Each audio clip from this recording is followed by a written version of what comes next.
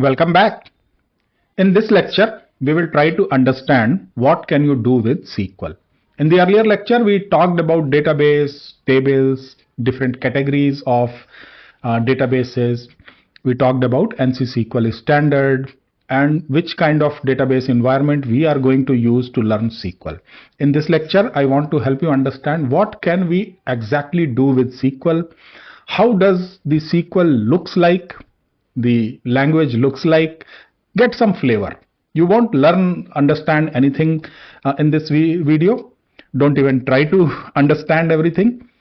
Just see what SQL looks like and what can we do with the SQL. So let's try to understand. What can I do with SQL? You can do four things. As I mentioned in the previous video also, you can do four things. You can define, you can store, you can query, and you can manipulate.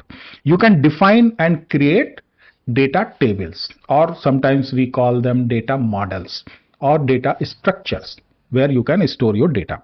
So you can do the definition part. You can define them, means you can create those data structures, data models, or tables. Very simple, you can create tables. What you can do more, you can store data into those tables. You can insert records or information in those tables, or load data into those tables to store data into the tables. Once data is stored, you can query that data. You can query those tables. Querying is the main part, which is simply finding answers to business questions. The whole purpose of creating, defining database tables, inserting and loading data into the tables is to allow us to ask different types of business questions, generate different types of reports, and for that, what we do? Query the data, query the tables. So querying is the main part, and that's why SQL is also known as structured query language. 90% of the work we do in SQL is query, query, query. And that's what we are going to mainly focus in this course. The next thing that you can do is manipulate. Manipulate means you can modify a data. Once loaded into the table, it doesn't mean that it cannot change. You can change, you can modify, you can update, you can delete, you can merge. We will learn what is merge. You can merge some existing data with the new data. You can merge that. So you can do all these four things. Let's see some examples so we understand how SQL looks like and how we do all these four things. So let me jump to my database learning environment.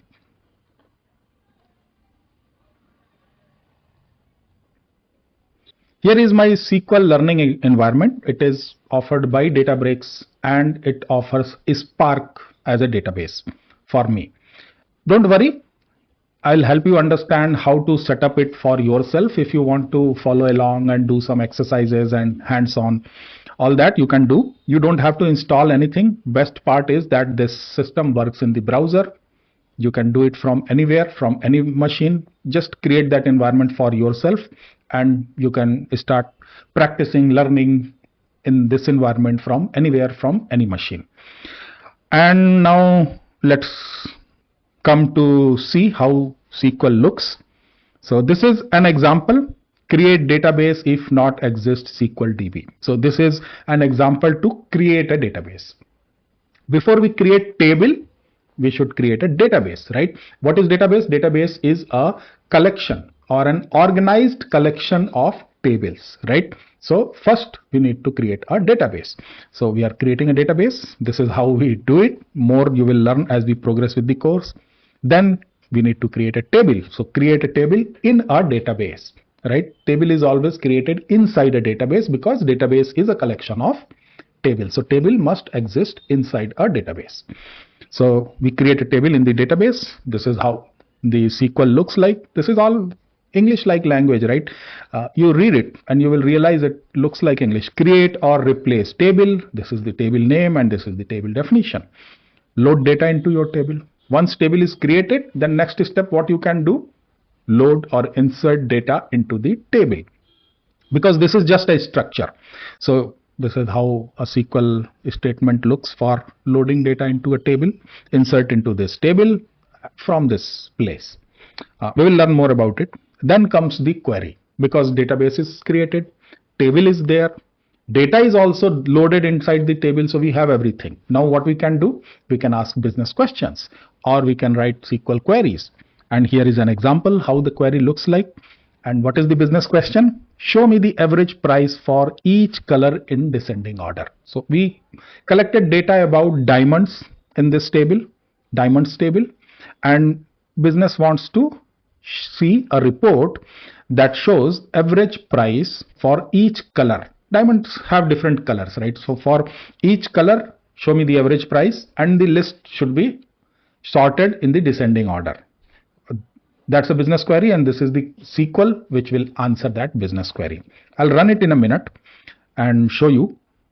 Next, once you can query the data, maybe you want to change or modify or manipulate the data. So this is how you can manipulate the data. For example, we want to increase the diamond price by 10%. We have the data in the table, price is there, but we want to manipulate the price, increase the price by 10%. This is the SQL statement. You can write this kind of SQL statement to manipulate the data. Once it is manipulated, if you ask the same business question again, the answer will be different, right? Show me the average price for each color in descending order. We ask this question here, answer will be different. But once we manipulated the data, answer for the same question will be different because average price will change. How do you run it? We will learn how to create this environment, how to work with this learning environment in the coming videos. But at very high level, you have to create a server, a machine which will be created in the cloud. I'll show you how to create that later, and connect your notebook. This is the notebook where you can type your SQL code. Connect your notebook and then you can start running cell by cell. So each line here or a box shown here is a cell. We can write code in the cell, and to execute that code from a cell, you can simply click this play button and it will run. If I hit that, it will run. So this I executed. Now come down and run the create database. Just hit the play button and it will execute, and okay. So it is successfully completed. We have a query here. You can hit the play button here or just place your cursor here and press Control Enter, which will ultimately execute this query. So that's a keyboard shortcut for running. So both the options are there. You click the play button or simply hit the Control Enter in the cell, and the code written in the cell will start running. This code goes and runs in the server at this server in the cloud. We are working from the browser, right? So this code has created a table, right? This code, if I run this code, it will load the data into the table. Done. 53,940 records loaded into this table. Now I want to ask the business question. Show me the average price for each color in descending order. Let's run this and see how a SQL can give me an answer for a business question. That's all. So we have colors here, J, I, H, G, F. These are color codes. So we have color and average price. So the list is showing in descending order. So 5323.818 blah blah blah. That's the average price for color J, and that's highest. Then this is second highest, third, fourth, fifth, and all that. That was the business question. We answered it. Manipulate data. We want to increase the price by 10%. Let me run this also. You can run. Done. Now you ask the same query once again. Answer will be different because price is now changed, and we were trying to find the average price. So look at the price, 5856 here, and here it was 5323, right? That's all. So all we wanted to understand here is that what we can do with the SQL. And I mentioned we can do 4 things with the SQL. We can define, we can insert or load, we can query, and we can manipulate. And I showed you very simple, easy examples of all 4 things. What do we mean by define? Means we can create databases and tables. And we can do it using SQL. SQL looks similar to this for creating database, similar to this for creating tables. For loading data or inserting data, SQL looks like this.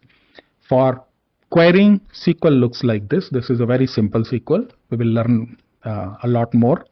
For manipulating data, code looks like this. And again, for querying, it looks like this. So get some flavor and we will keep on learning. See you again. Keep learning, keep growing.